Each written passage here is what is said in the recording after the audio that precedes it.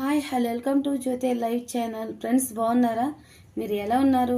ఈరోజు నిమ్మకాయతో పులిహోర చేయబోతున్నాను. అది ఎలా తయారు చేయాలనేది మనం వీడియోలో చూద్దాం.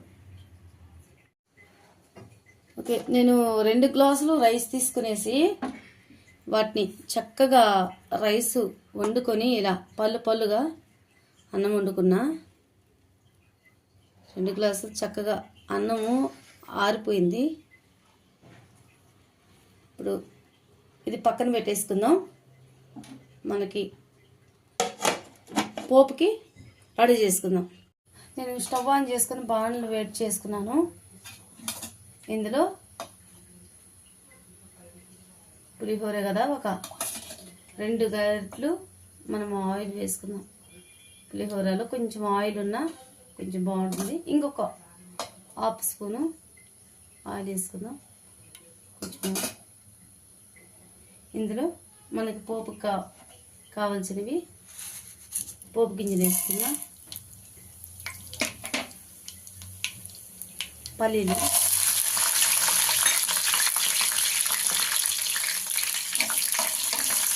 మంచి కలర్ వచ్చిన దాకా మనం వీటిని ఫ్రై చేసుకుందాం. ఇందులో ఒక 4 వెల్లిమిర్చి వేసుకుంటున్నా. ఒక 8 పచ్చిమిర్చి చీలిక చేసుకున్నాను. ఇందులో కరివేపాకు,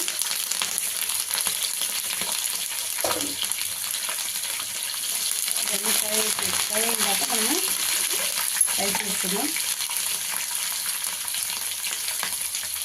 జీడి జీడి వేసుకున్నాం. ఇందులో 1/2 స్పూను పసుపు వేసుకున్నా.